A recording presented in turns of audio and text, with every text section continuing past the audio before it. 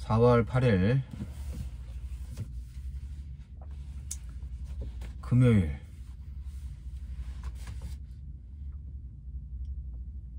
요한복음 16장 25절로 33절 말씀.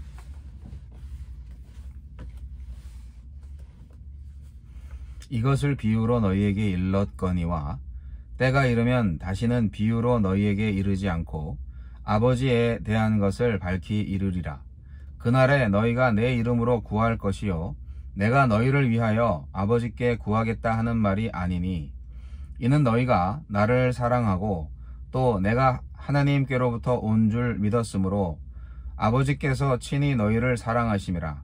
내가 아버지에게서 나와 세상에 왔고 다시 세상을 떠나 아버지께로 가노라 하시니, 제자들이 말하되 지금은 밝히 말씀하시고 아무 비유로도 하지 아니하시니 우리가 지금에야 주께서 모든 것을 아시고 또 사람의 물음을 기다리시지 않는 줄 아나이다. 이로써 하나님께로부터 나오심을 우리가 믿사옵나이다. 예수께서 대답하시되 이제는 너희가 믿느냐? 보라, 너희가 다 각각 제 곳으로 흩어지고 나를 혼자 둘 때가 오나니 벌써 왔도다. 그러나 내가 혼자 있는 게 아니라 아버지께서 나와 함께 계시느니라. 이것을 너희에게 이르는 것은 너희로 내 안에서 평안을 누리게 하려 함이라.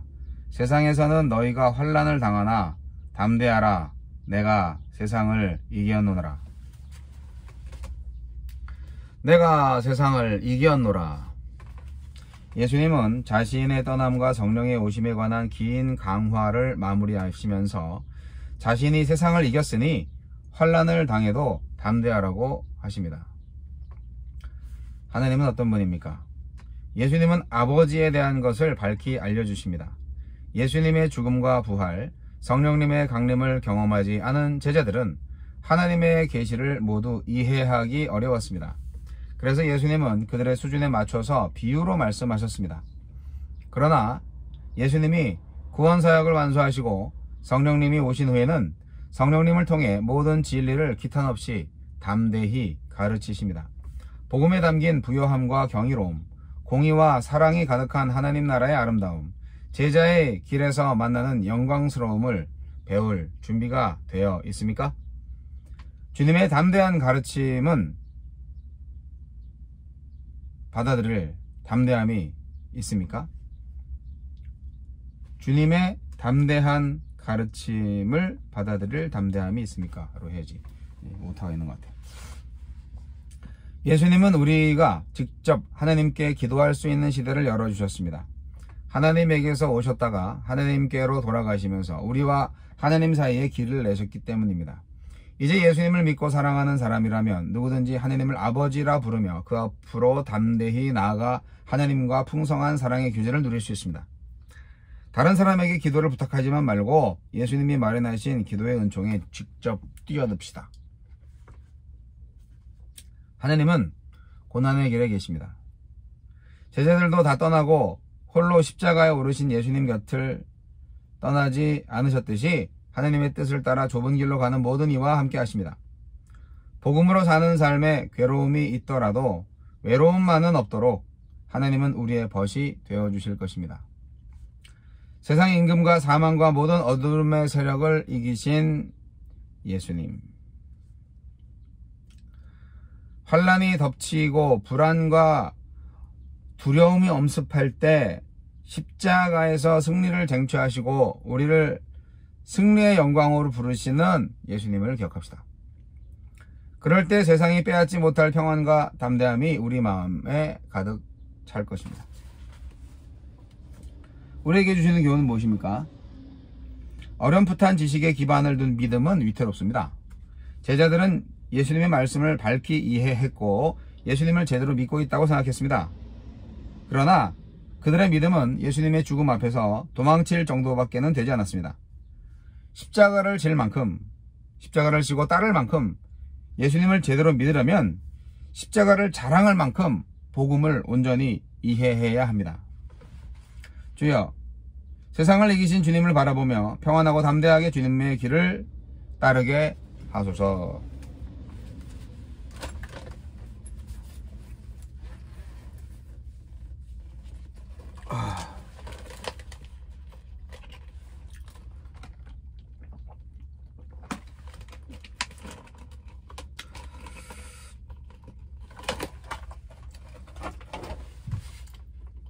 이번 주 노준엽의 날마다 성경은 그냥 계속 차에서 하게 되네요.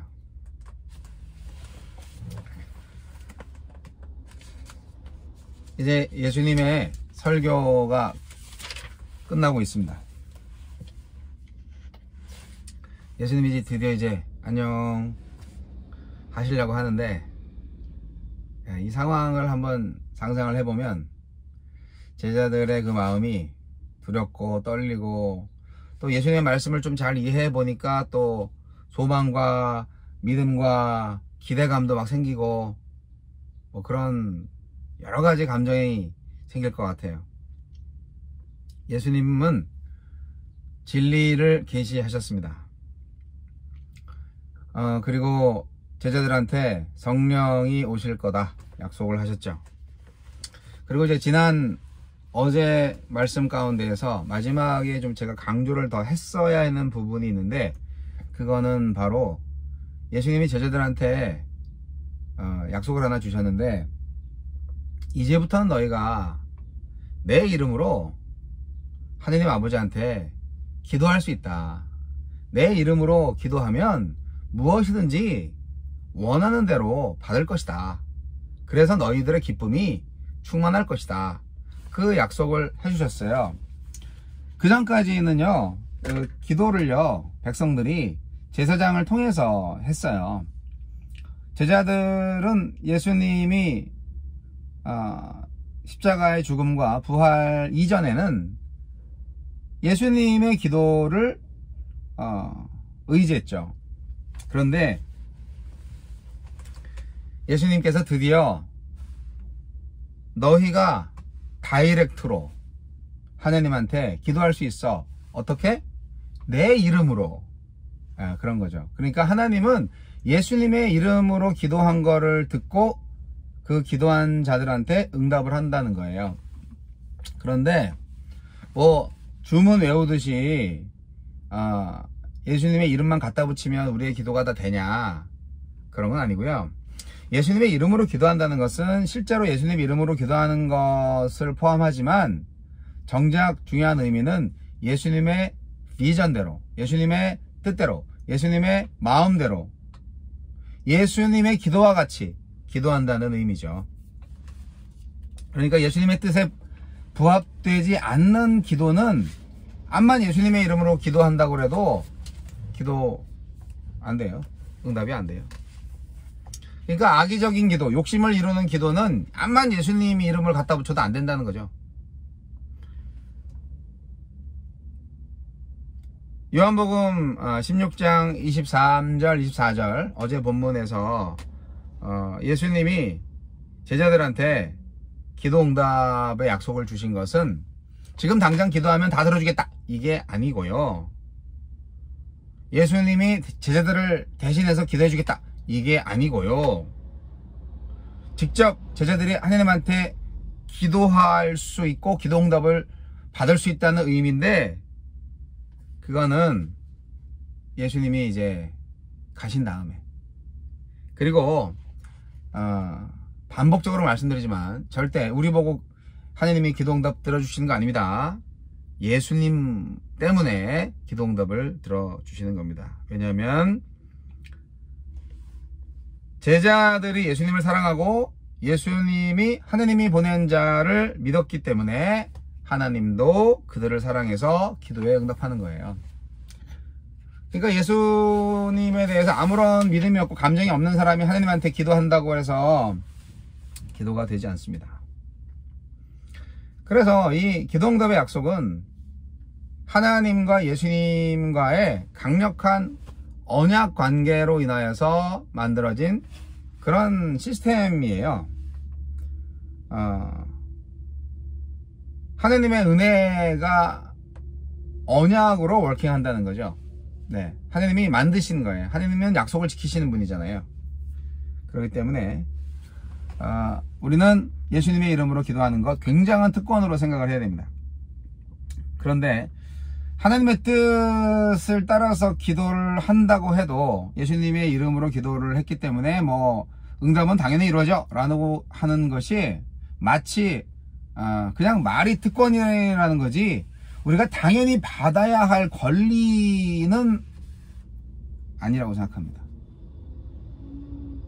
마치 채권자처럼 나는 하나님한테 받을 게 있어 이런 게 아니라는 거죠. 그저 하나님께서 주시는 기도응답의 은혜를 감사해야 한다. 저는 이런 관점에서 봅니다. 기도응답은 제자들의 당연한 권리라기보다는 예수님을 사랑하고 믿기 때문에 하나님이 주시는 거다. 중요하고요. 그리고 그 기도응답을 또 하시는 이유는 예수님이 인류를 위해서 희생을 하셨잖아요. 예수님이 그렇게 희생을 하셨는데 뭘 못 해주겠어? 나한테 재물이 되어줬는데 내가 뭘 못 해주겠어? 뭐 그런 거 아닐까요? 우리 아버지 하나님의 생각이. 여하튼 기도응답은 이렇게 전적으로 하나님의 은혜에서 시작해서 은혜로 끝난다. 저는 그렇게 생각하고 기도응답에 대해서는 항상 감사로 반응해야 된다 생각합니다. 우리가 예수님 이름으로 기도하면 모든 것이 이루어질 때 우리가 정말 하나님의 뜻대로 기도하면 이 세상이 하나님의 나라가 되겠죠. 그러면 예수님의 약속이 더 빨리 성취가 됩니다. 그 약속은 뭐냐? 예수님 안에서 우리들이 평안을 얻게 된다는 말씀. 여러분, 우리가 신앙생활을 한다는 것은요, 신앙 고백을 하잖아요. 그래서 예수님 영접하잖아요. 예수님의 나의 주 되심을 고백하고 용서받고 우리가 소위 영접 기도라는 걸 하잖아요. 그래서 그렇게 이제 기도를 딱 했다. 그 신앙 고백이 신앙생활의 마침표라고 생각하십니까? 절대 아니죠. 그거는 끝이 아니라 시작이에요. 우리가 남녀간의 사랑이 결혼으로 끝납니까? 결혼이 마침표예요? 결혼에 꼬링하면 땡입니까? 이거 이제 시작이잖아요.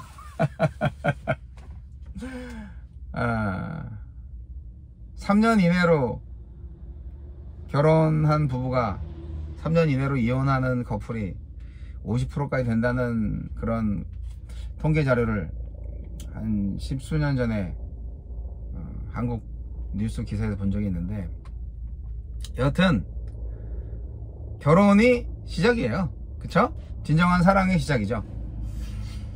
신앙 고백 역시 마지막 과정이 아니라 시작입니다. 제자들이 이제 예수님의 가르침에 대해서 분명한 이해를 갖고 예수님이 드디어 이제 죽기 직전에 마지막 그 가르침을 주시니까 이제서야 조금 깨닫는 것 같지 않으세요? 오늘 본문 말씀 속에서 볼 때. 그래서 제자들은요, 신앙 고백을 하잖아요. 그러면 그 신앙 고백이 반드시 삶으로 연결되게 해야 합니다. 이것이 오늘날 한국 기독교가 넘지 못했기 때문에 엉망이 된 원인 중에 하나죠. 삶으로 연결이 안 되는 신앙 고백에 무슨 의미가 있어요? 완성되지 않은 거죠. 완성되지 않은 신앙이에요. 이 땅에서 예수의 사람으로 살아가야 해야 되는 거죠.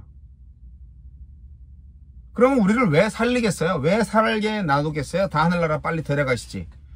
우리한테 인생을 주셨으면은 살으라고 하는 거예요. 근데 예수 믿고 왜 계속 살게 하셨냐고요? 예수의 사람으로 살게 하려고 하시는 거잖아요.